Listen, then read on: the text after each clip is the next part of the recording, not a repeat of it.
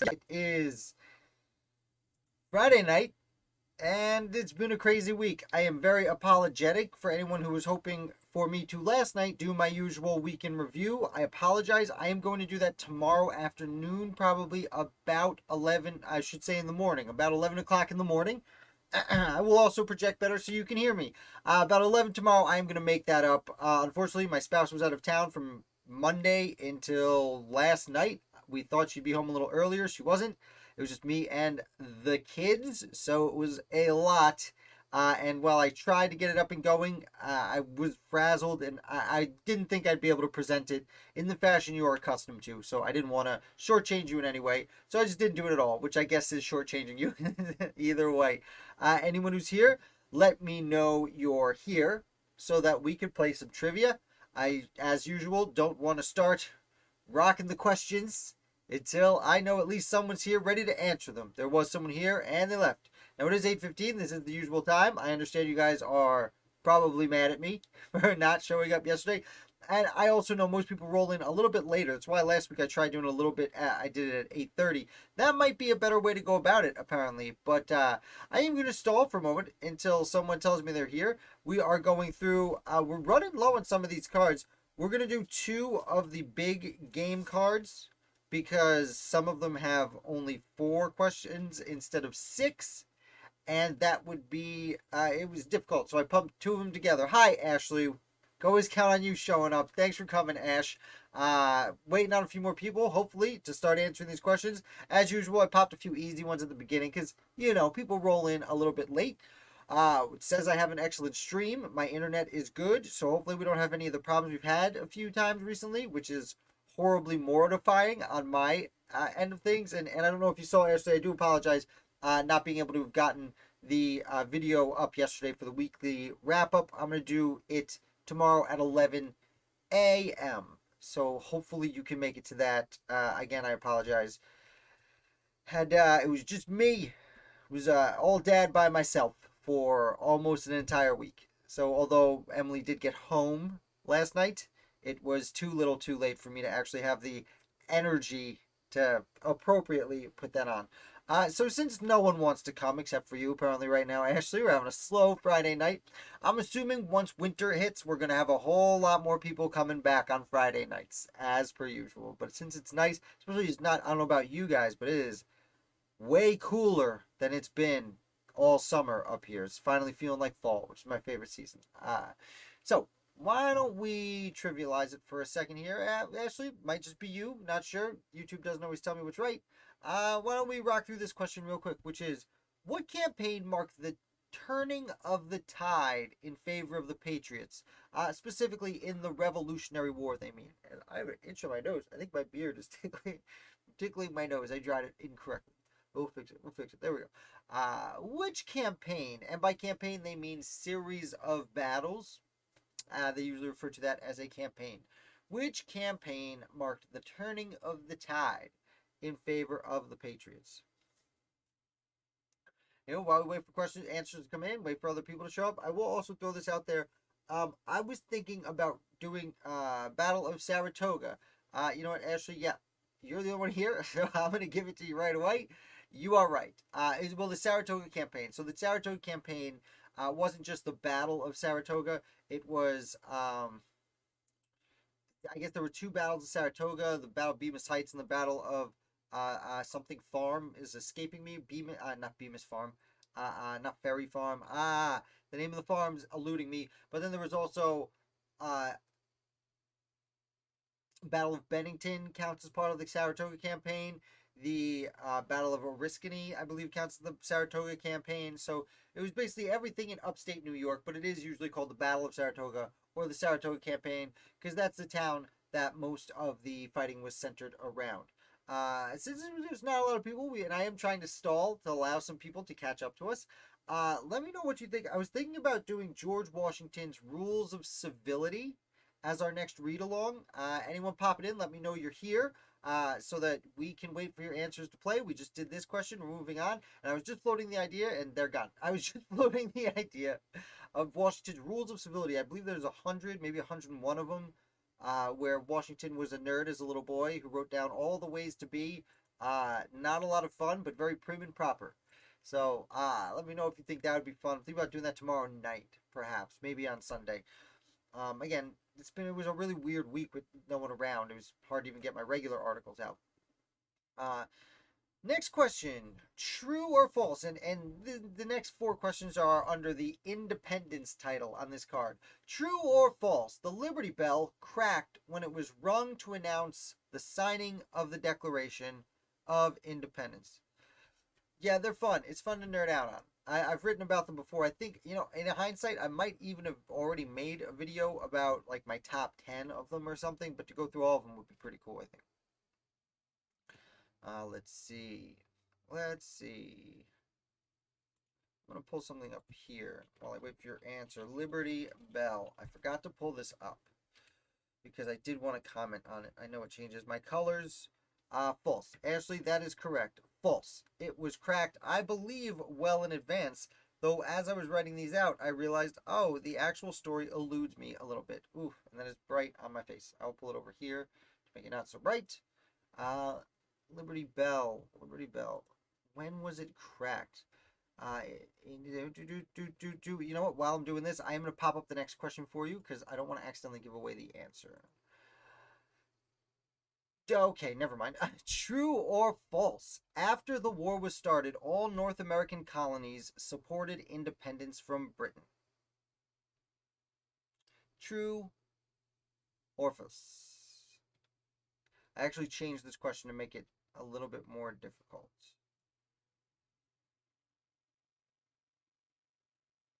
Right, okay. Anyway, memorize that. True or false? Again, not a lot of people playing today, Ashley. It might just be you. All this hard work just for you. True or false? What was the question? After the war started, all North America. So this is a tricky one. What I put was false because Canada were at the time British colonies that did not join the war. Technically, Canada was 3 colonies at this point.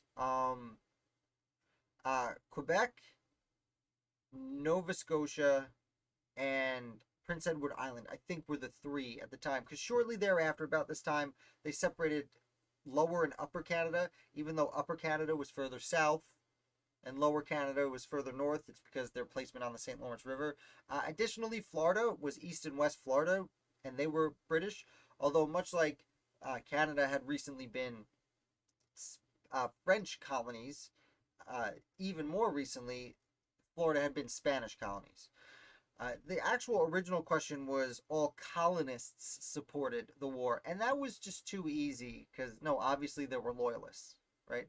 I always forgot Canada was a British colony. I always equate them with France. Well, for good reason, actually, because they were a French colony for 200 years until the French and Indian, aka 7 Years' War, which ended just about 15 years before the American Revolution. But it's important. I always want to remind people of that because one of the most important intolerable acts that led to the Revolutionary War was the Quebec Act.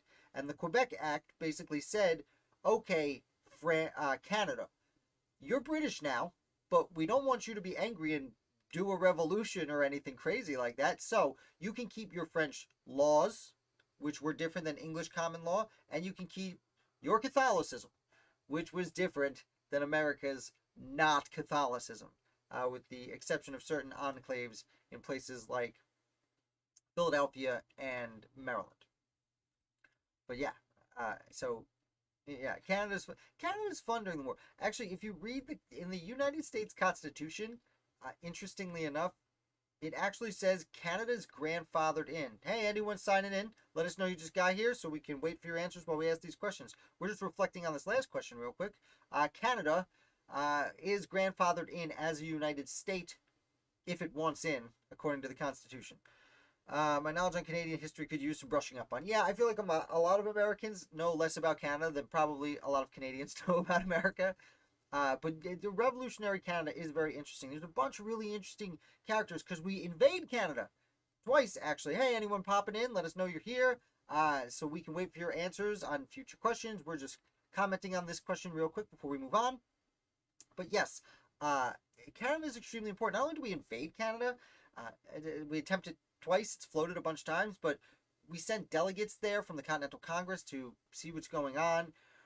There's a terrible smallpox epidemic that breaks out that really hurts the Continental Army, and we send this guy Fleury Mesplet, I believe his name is pronounced, who was a French person who came to the United States to open a printing press, but Philadelphia was crowded with printers, and the Continental Congress actually hires him to buy a printing press and bring it up by land to Montreal, where he opens a printing press, a pro-American French-Canadian printing press, because he could speak French and print in French. It was like a French printing press, which is obviously when you're printing press, you have the little ink letters you got to dip and press with. He had one that had French words, although most of the characters are similar, still is important. And that printing press, I forget the name of it, but I believe it's still around today. I'm pretty sure, I wrote the article a while ago, pretty sure it's still the oldest newspaper in Canada. Although it might be the oldest one in Montreal, so don't quote me on that. But yeah, Canada was uniquely important. We sent 3 separate letters to Canada saying, come on, man. Come on. We don't want to invade you. We want to help liberate you. Right? Like, that was the propaganda the Americans were sending to Canada. Anyone popping in, if you want to let us know you're here, we will be happy to wait for you on answers to questions. Until then, why don't we pop up another question? Question number the 4th. Back to the Liberty Bell. The Liberty Bell can be visited in what city? Anyone who's just showing up, you're not too late. We only recently started. Let us know you're here. Answer this question. I always forget I have a smaller screen now. I got to point with this hand. Answer this question in the comments, and we'll acknowledge you. The Liberty Bell can be, and they mean today, although my understanding is it's always been in the same place. And well, ever since it was crafted. I am going to go into that a little bit. Mr. Galloway, thank you for coming. Baltimore and Ashley with Philadelphia. Well, we got a friend playing along, so we're going to give the answer. The answer is Philadelphia. It is in Philadelphia. It always has been. What's interesting is an earlier question we just had. It was about when did it crack? Or did it crack when it was first struck celebrating independence? Liberty Bell was made in Europe. I believe in Scotland. So don't quote me on that. And then it was shipped in the 1752, so just before the French and Indian War, just before Ben Franklin made his little, hi Gray, thank you so much. It is not in Portland, I wish it was. Just before Ben Franklin made his plan of union and that liberty or join or die snake, the Liberty Bell was brought to Philadelphia because the church there needed a bell. And when they said, hey, thanks for this really, 1,000-ton bell, let's test it out. Whammy! And it cracked right when it came across the ocean. So, sorry, Liberty Bell, not your best. Everyone popping in, thank you guys for coming. Gray, don't remember seeing you come by before. Thank you for showing up. Why don't you answer your question? True or false? For several years after the Revolutionary War, some states argued over boundaries, taxes, fishing rights, and more. Let me know your answers. And we are moving on. Okay, this is the last one with the independence card.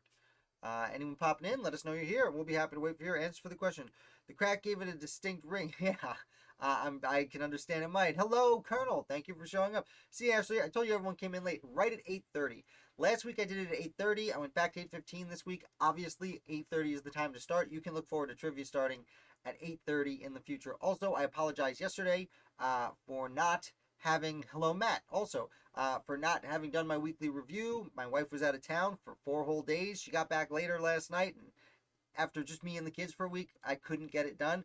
Tomorrow at 11, I'm going to do my weekly wrap-up that was supposed to happen yesterday, and for all of you waiting for the answer is true. Not only did they fight over taxes, boundaries, fishing rights, and more, they literally argued. Not only did they argue, they literally fought. There's a series of wars called the Yankee Pennamite Wars, the Yankees being people from Connecticut, and the Pennamites being people from Pennsylvania, because the northwest corner of what we currently consider Pennsylvania, well, Connecticut thought it was Connecticut. In fact, other than what's now just above New York City, part of New York, Connecticut thought it had everything from Pennsylvania out to the Pacific Ocean. I'm not going to get too deep into it, but there were wars even after the Revolutionary War.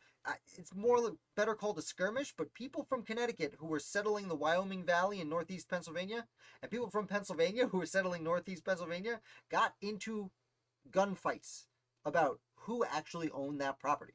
So, didn't settle everything.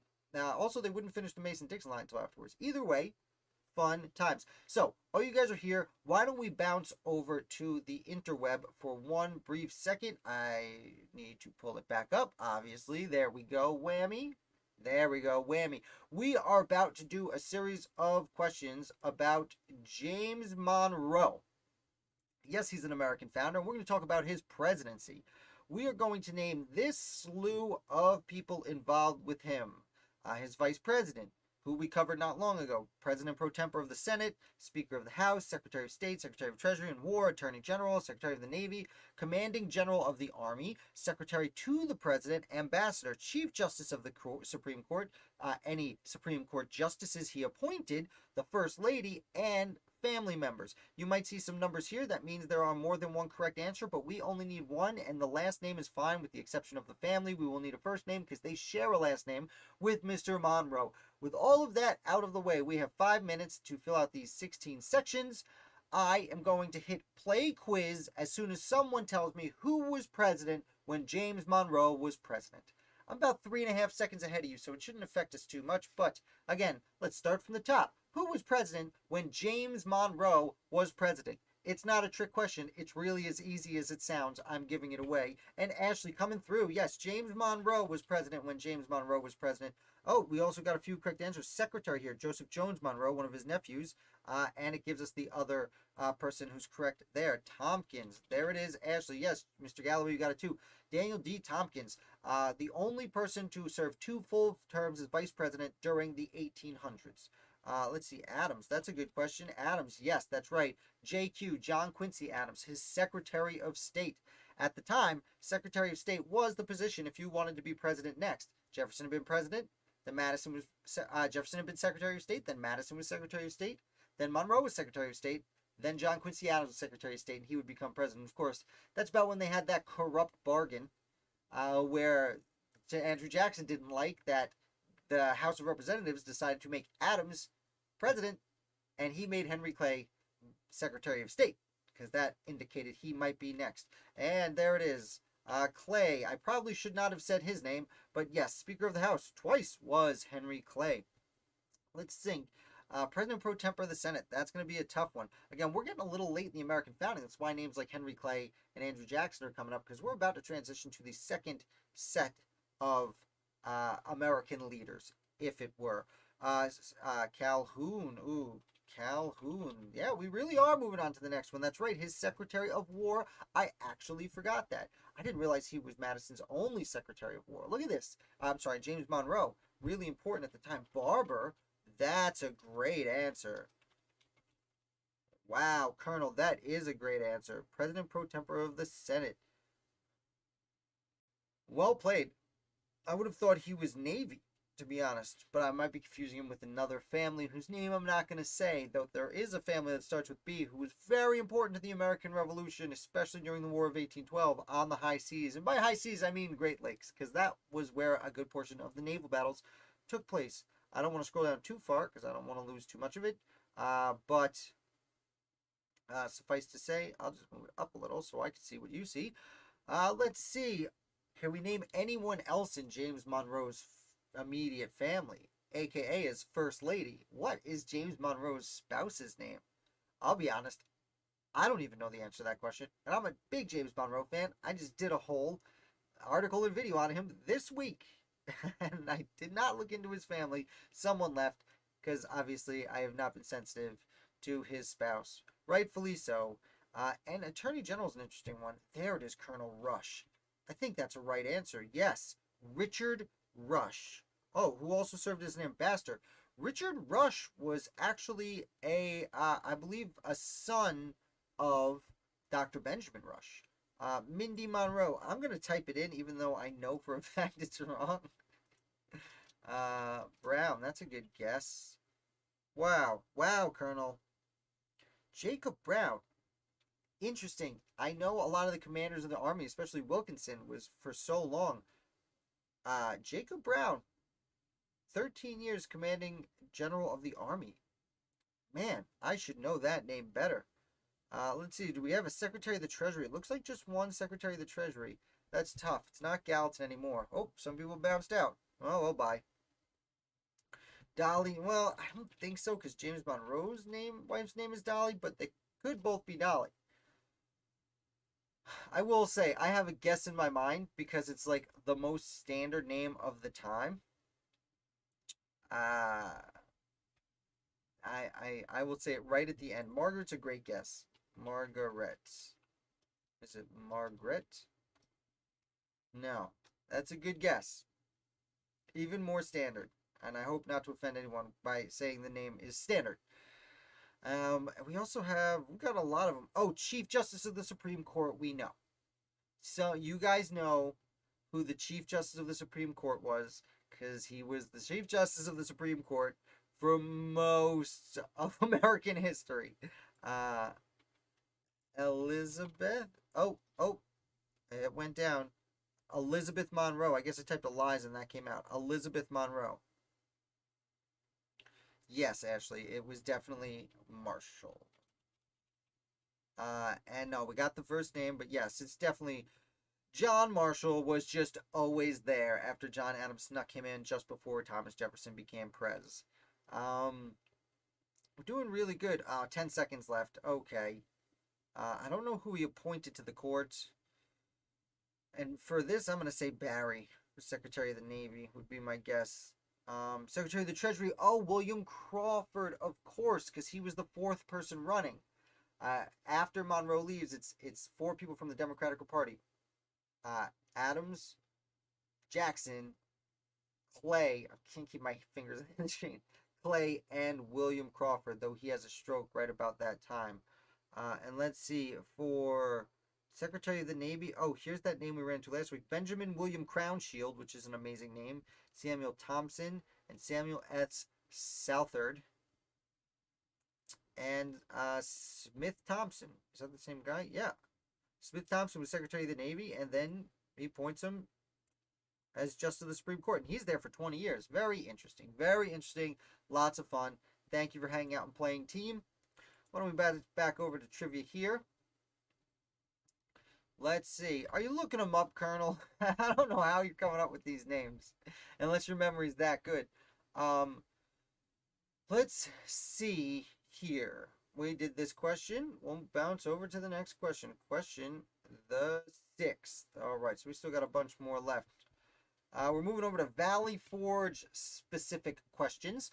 True or false? At Valley Forge, things were so desperate that some soldiers had to stand guard in bare feet. True and or false? Again, Valley Forge is the most horrific winter that they had, I believe, in the Continental Army. At least that's how the story goes. Okay, yeah, it's fine. It's fine. Now, looking stuff up can't help. We're here to learn, aren't we? Everyone coming in with true. It is true. They had to eat some of the leather from their shoes. There was desperate times.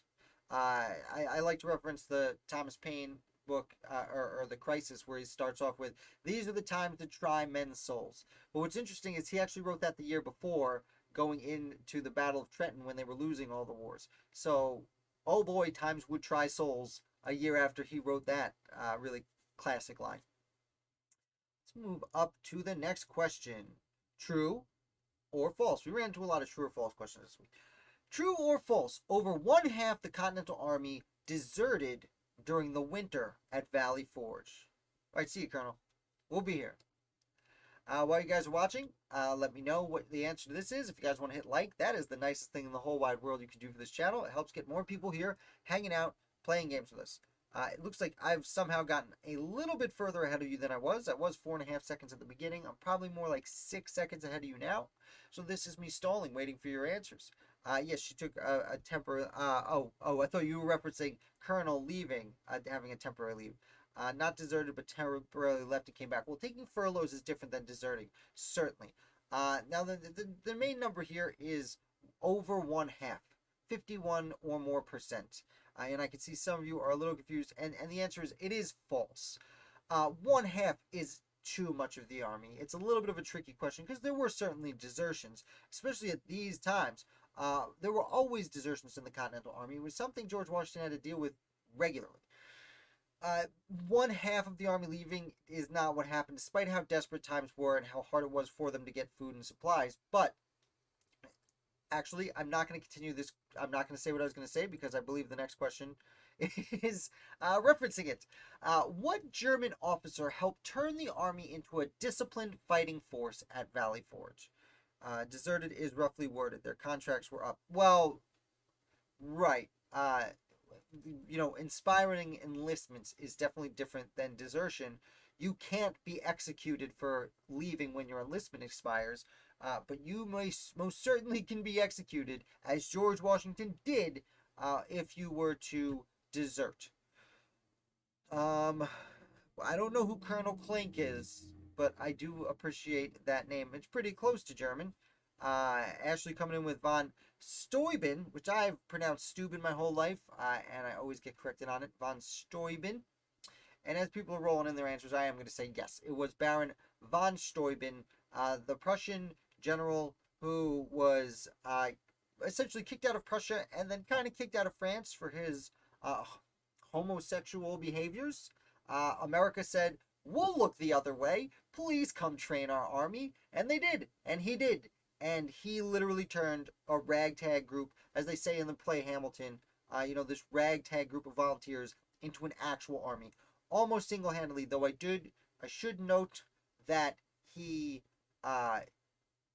did not speak English. He spoke German and French pretty well, and there were some guys who spoke French pretty well that spoke English, and he would always have to have a translator. And what he did was really interesting because he took about 50 men and he taught them first how to be real soldiers. He took the best of the best in the Continental Army, taught them how to be real soldiers, and then taught them how to teach other people how to be real soldiers. And those 50 men all took on 50 men and trained them and passed it down that way. And that's how in one horrifying winter where there was barely enough to eat, Baron von Steuben almost single-handedly trained the entire army. He also wrote the what became known as the Blue Book, which was the Army's operating manual for a long time, well into the 1800s. It replaced Timothy Pickering's manual for a militia, which was not good. It was written by Timothy Pickering when he was a kid. It's good for what it was, but let's see. We got some things coming in. Doesn't it have an umlaut? Yes, I believe it does have an umlaut. I'm not sure where. It's German though, so probably. Let's move on to the next question. Question number the 9th. Why couldn't Continental soldiers seek refuge in Philadelphia during their time at Valley Forge? It's a good question. Valley Forge was just a handful of miles, I believe, north of Philadelphia. Seems like it would have been a good place to get some warmth. So you tell me, why? Why not? Why not? As they say in Steve Dangle podcast, which is a hockey podcast I enjoy. If you are hockey fans, I suggest you look into it. Why not? Yes, everyone's got it. It was occupied by the British. Not good. Time to try men's souls. You're a couple of miles away from what was just recently the capital of the colonial rebellion, and now it's occupied by the British. The Continental Congress has run across Pennsylvania, and you are starving to death. Things looked tough. They probably could have snuck in, absolutely. And we're going to bounce up here to our last and final question. Why don't I get rid of these questions first? How about that? What did British General Cornwallis think of the policies Parliament enacted which sparked the revolution? British General Lord Cornwallis, who participated in almost all of the most important and successful British attacks of the Revolutionary War. Charles Cornwallis is most famous for being the one who hands his sword over to George Washington at Yorktown, though he sent an aide with his sword, and that's why Benjamin Lincoln accepted the surrender, not George Washington. He was involved with the invasion of Long Island. He was involved with the campaign in New Jersey and the taking of Philadelphia. He was involved, I keep forgetting, I'm in a much smaller screen. He was involved with Monmouth, and just all of these successes. The taking of Charleston. Okay, we got a lot of answers here. Galloway thinking, didn't he support them? Gray thinking they were too harsh. Okay, and Galloway bouncing all over the place with his answer. I'm not seeing Amber or Ashley, anyone else throwing out answers, but I am going to note he voted against them. And there's one very important word in that answer there. He voted against them. Cornwallis was a member of Parliament while they were passing these laws. Now, we might think that Parliament was wildly in favor of suppressing the rebellion. No, there was a whole lot of resistance from within Parliament against these procedures. Not just Cornwallis, but actually the Gates brothers, who at first are Commander General of the Army and Admiral of the Navy in North America. They were both against it too. They had been to North America. They saw that there was some injustice being done, that these were not good laws and they would only cause trouble. Why would we do this? They also heard the arguments coming from the colonies of you're taking away our rights as Englishmen. And they thought, well, if we take away the colonists' rights as Englishmen, what's not to take away our Englishmen's rights as Englishmen? So he literally on the floor of Parliament voted against almost all of the what became known as intolerable acts or coercive acts. And the Stamp Act, which technically came before it, he was very much against what was happening. But he was a soldier at heart. And when the war started, he went a-warring. So that is it for our questions here. I'm going to come back over here, and we are now going to do everyone's favorite thing to do. Unless you're new here, then you might not know what's going on. We're going to name some names. 243 names to be precise. We are going to try and name every member, at least on this list, of the legislative branch of the American founding, which, if you don't know, and if you do know, I'm sorry to repeat it, includes delegates to the First Continental Congress, signers of the Declaration of Independence, Articles of Confederation signers, delegates to the Constitutional Convention, and members of the First Congress, aka inaugural members of the U.S. House and the U.S. Senate. Now, doesn't include every member of the Continental Congress, unfortunately, and it does not include things like generals and stuff like that, but it does include everyone who went to the Continental Congress, even if they didn't. Everyone who went to the Constitutional Convention, even if they didn't sign the United States Constitution. Now, I am going to take a quick sippy of water here out of my cup. By the way, check out merch in the link description below. It's my new stylized Betsy Ross flag. Doesn't look so cool because the lights are reflecting on it, but I have it on my shirt too. Tell you what, we get all 243. I'll unbutton my shirt. You can see what's underneath. Yes, I'm tricking you into a shameless self-promotion. Now, this is a lot of names, and as usual, we are going to start with the big six. As soon as I see someone naming some founders, I'm going to start typing. So, whenever you're ready, again, I'm about 6 seconds ahead of you. That's why I do it this way, so you guys can get a little bit of a head start before things start going. One more sip of water while I await your... Oh, there it is. I have a question. Okay, question about the read-along. Please ask that question when we're done here. Ashley's going for it. Hamilton. One at a time, Jeremy. Don't be like that. Franklin, Washington, Jackson, Johnson, Jay, Monroe, Adams, Jefferson, Madison. There's a big six. Plus your John Jay. Who's kind of big seven. Who's big 8 and big 9? Gary, Dana, Dalton. Here we go. Walton. All right, bring him up. Bring him in. Ingersoll, Page, Ellery, Martin. All right, down to just 4 of us. Galloway, throw some names out. There it is. Harrison, yes. Bloodworth, Wentworth, doing the worths. No, typing slow today. Typing slow, guys. Calhoun, no, he technically is after the founding generation, but well played.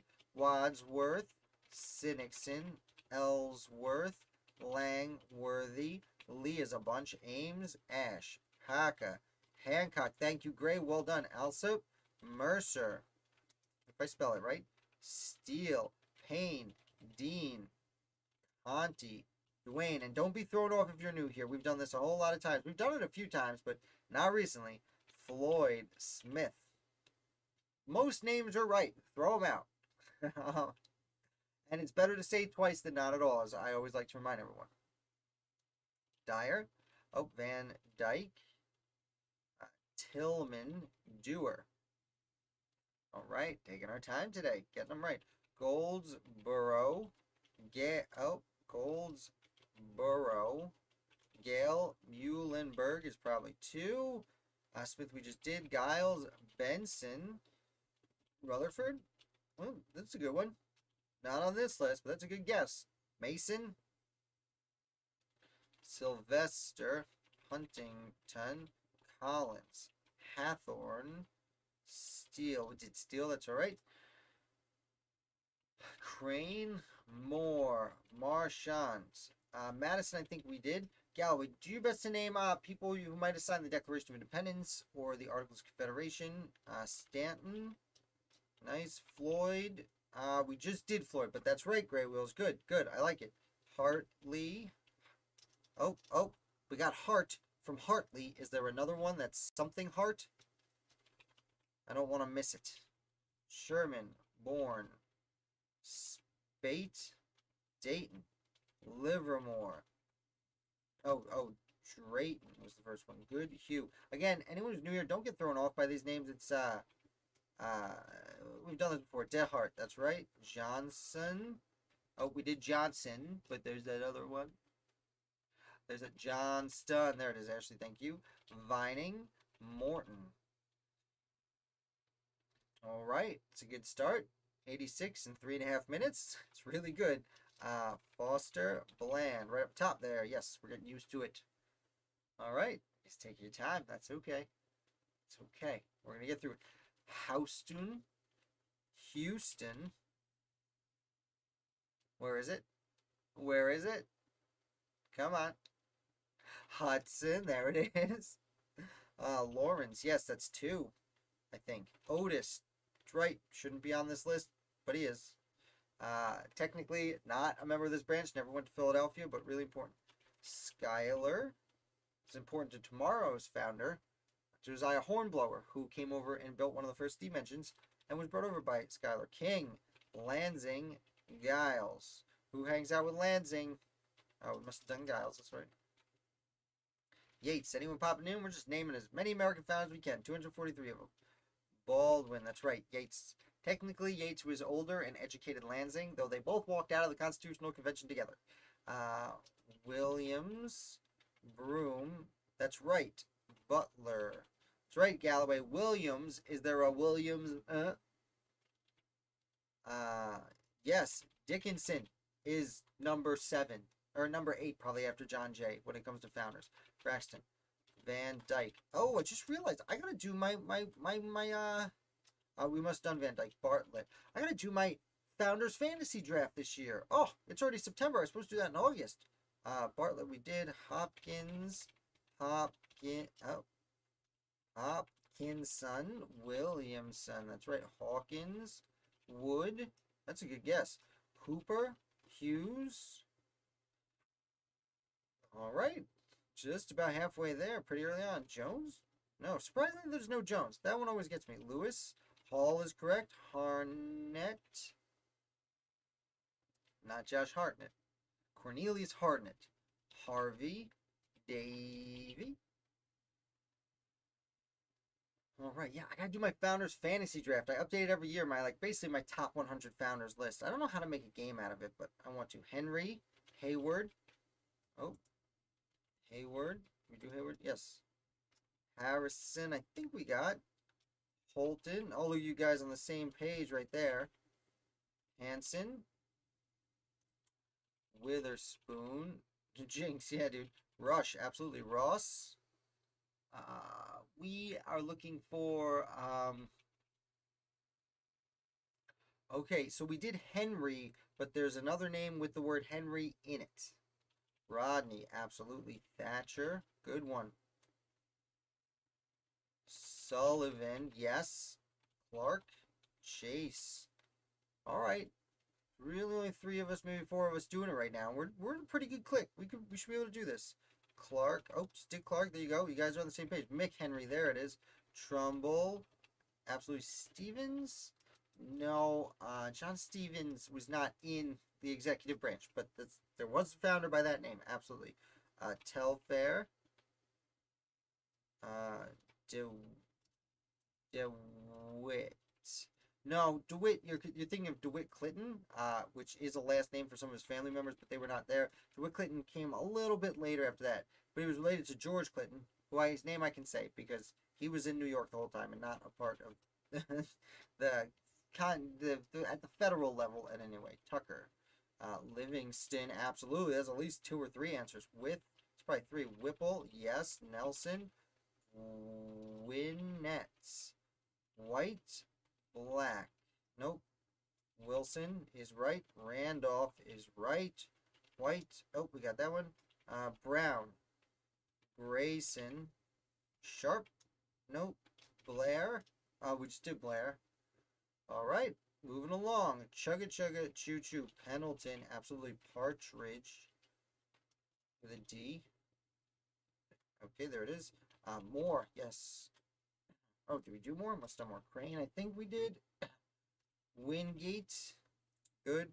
Morton is right, but I think we did that earlier. Langdon. Absolutely. Walker. Rutledge. I still don't remember all of them. Collins is definitely one. Oh, we must have done it. Dude, oh, nice try, Jeremy. There's a few in a row that are right. It's just someone else pulled them on you. Ellery we got. Elmer. Gary we did early. All right, keep on keeping on. As they say, Bannister, Leonard, Grout. Cool. Keep on keeping on. Griffin, Jones. I think we tried that one. No, none of the Joneses actually make it to the Continental Congress. Clymer. John Paul Jones is more famous for being at sea and running from the law. Hancock, I think we got before. Cooper. Nope. Rhodes. There's no E in Rhodes. Middleton. Oh, put Lynch in there. McKean, which Lynch should be 2. Maclay. Biddle. There's another nickname that we always forget. Cushing. Martin?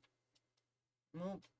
There were Martins, but they were in the war and not in the Congress. Roberdeau. McClurg. There it is, actually. That's the one I was worried about. That one always gets us. Oh, it's 2 C's. McClurg. The lower C and then a capital C. Cadwalader, which I always say wrong. Gorham. Don't forget him. Gilman. Yes. Sumter should be right. Yes. Few.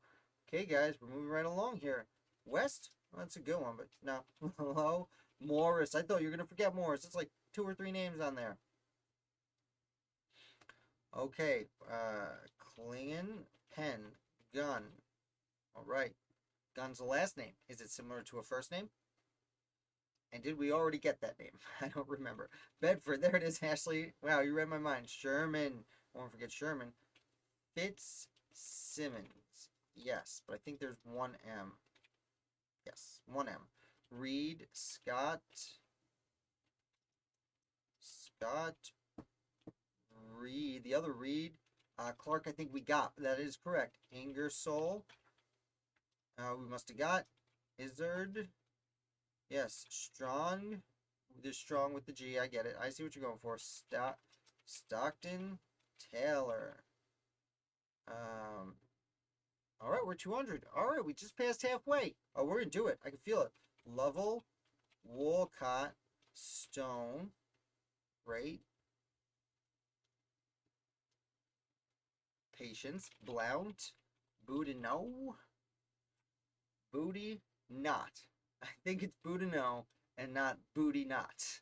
That's incorrect. A little racy for this particular broadcast. Marchant.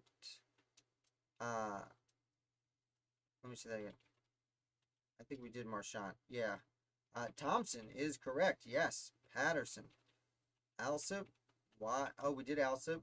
Wisner. Okay. Guys from upstate New York. I think we got all those guys. Griffin. Booty not. Okay. But it's Boudinot, though, just so you know. Griffin, we must have did.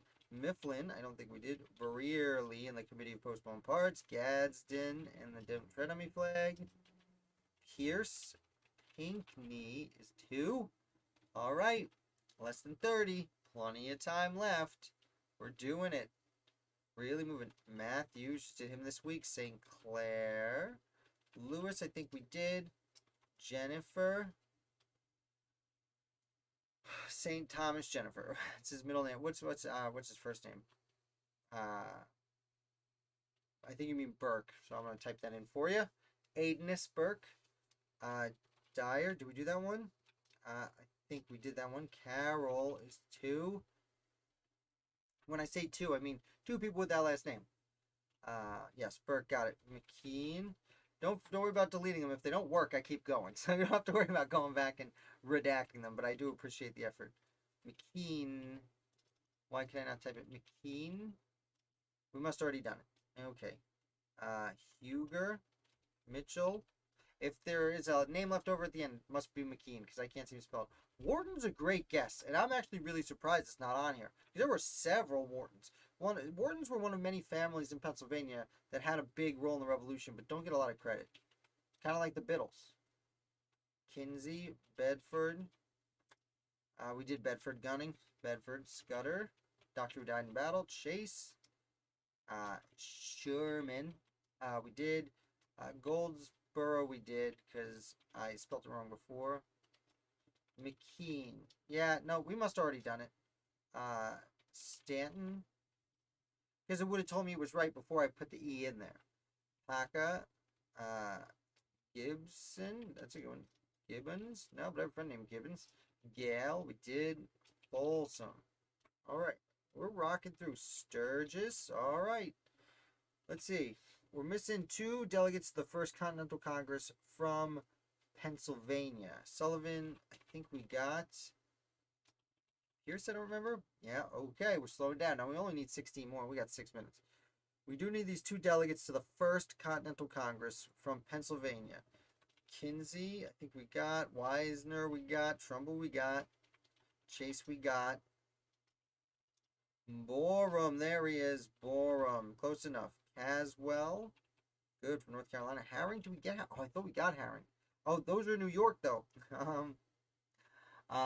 Okay. Pennsylvania.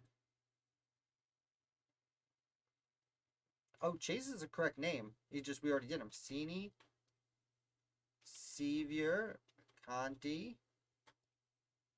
Done. Delegates from Pennsylvania to the First Continental Congress. That's a tough one. Hawkins, I think we did. We're repeating ourselves, team. First, Galloway. Oh, Galloway, how did you let someone else get that? How dare you? How dare you? Gardner, no. Martin, no. Humphreys. Yes, there it is. Ash. We did. Wincoop, did we do? Nope. Oh, Galloway. You gotta get Galloway, man. Sedgwick. Or are you trying to save the day at the end? Someone else is gonna get it eventually. These girls we're playing with have been doing this a very long time with me, so they're pretty good. We have from Virginia, we'll need a congressman in the first Congress. And from, Gilman, Gadsden we did. Fitzsimmons we did. Lynch, I think we did. Harrison we did.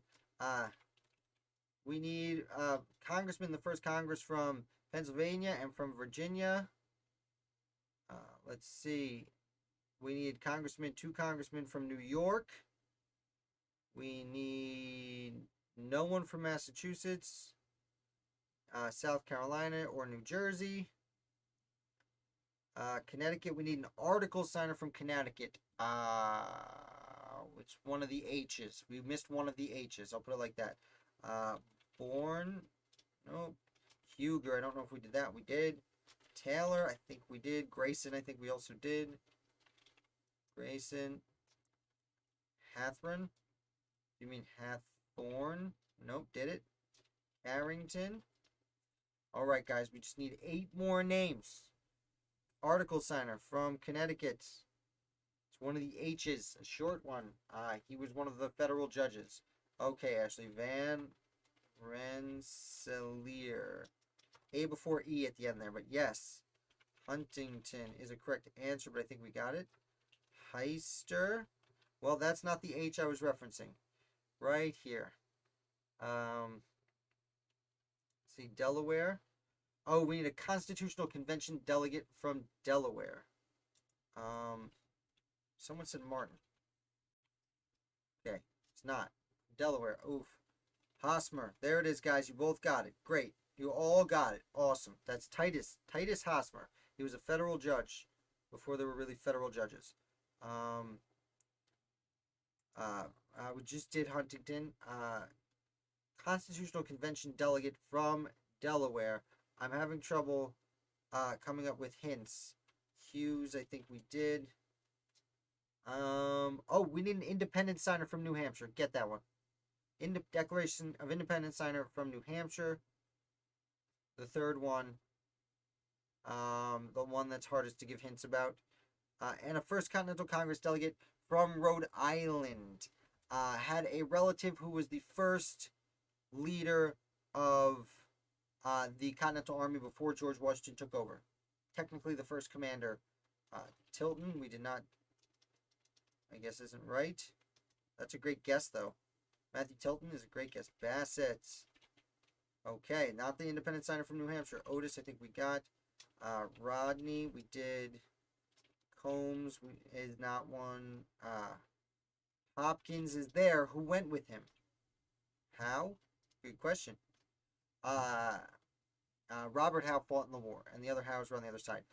First Continental Congressman, when you're in a section of a prison, you're in a,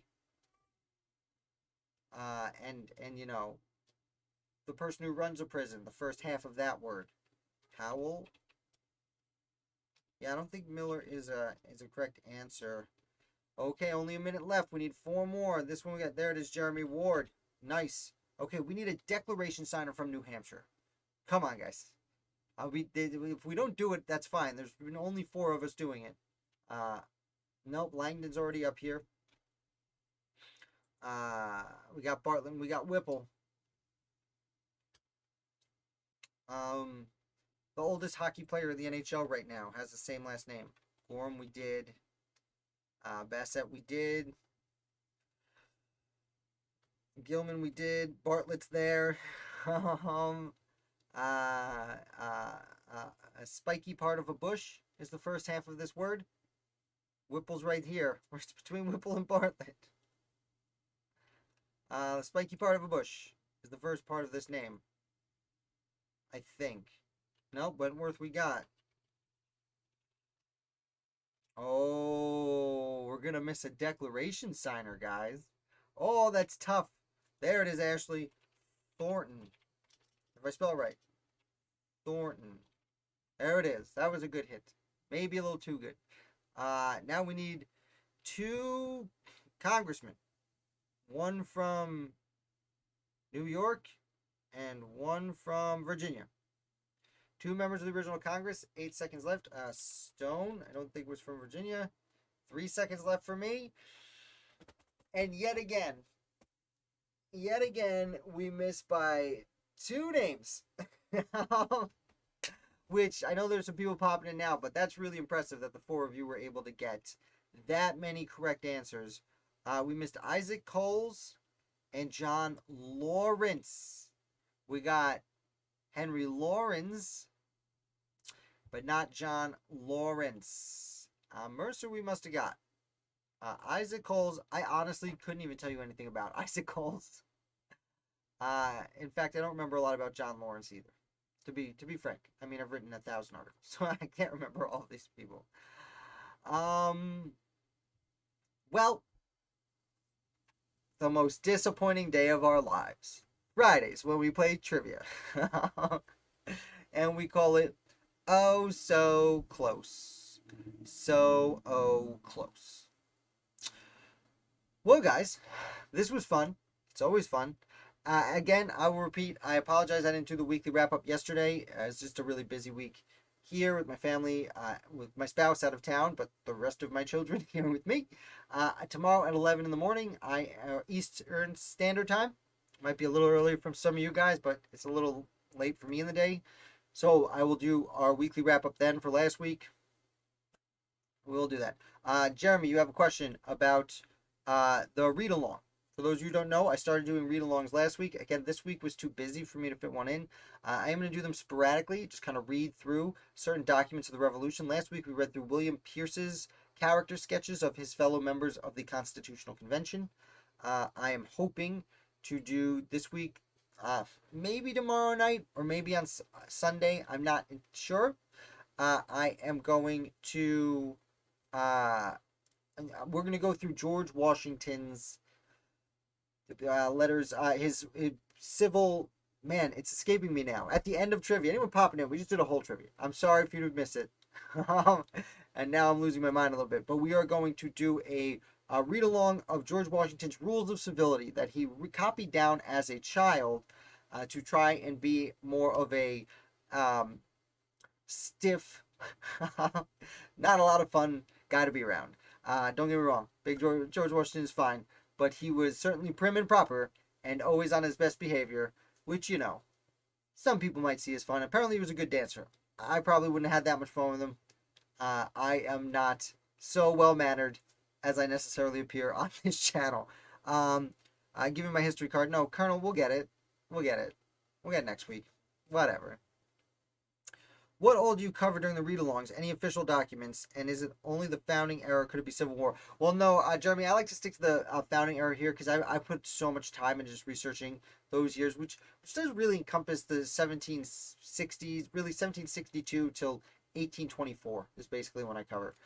So that's a pretty big swath of time for me to feign expertise on because of all my research, but I haven't put nearly enough research into the Civil War to really be able to analyze it appropriately. Though, if you do have Civil War questions, I'll be happy to answer them. You can email me or get me on all the social medias. I'm happy to help and at least steer you in the right direction, of course. But we can do official documents. We can do anything. I was thinking about on Constitution Day, reading through the Constitution, though that might take some time. We did, like I said, William Pierce last week. We read through Washington's Rules of Civility. I'm hoping to get through certain earlier documents. Maybe do some of Ben Franklin's Poor Richard's Almanac. Maybe and just comment on them. I'll give you a link to them. You can read along with me. I'll comment as we go about its place in history and help you decipher some of the old-timey language, which I've spent a good amount of time learning about. Yeah, so hopefully the Rules of Civility should be fun. I think I've done, like I said, I think I've done a few of them in the past. Like I did like a top 10 at one point, but I'd like to go through and we'll do a full read-along and make fun of what a tight ass George Washington was.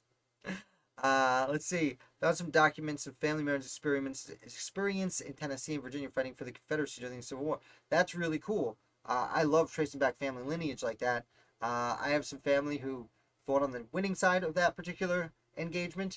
And that's actually as far back as I can officially trace my family. I know they had parents who were in America. It gets a little confusing with my family name at that point. So I haven't really confirmed any link to the Revolutionary War. Of course, like many people, most of my family came over in the late 1800s, early 1900s, when that great wave of immigration came through. The late 1500s in England, oof, it's pretty far. Pretty sweet. Fortunately, I only pay for the Ancestry.com in America. I haven't invested in the European part of it yet, but that's again because I can only trace them back so far. You guys have any questions? That's where we are. Ashley Peacefield, thank you for coming. I'll be out tomorrow with the read along. I'm hoping to do the read alongs more and more frequently as people seem to like it, and we'll go from there. So I also too am out of here. That's an hour exactly. Well done, team. Thank you so much, and Peacefield.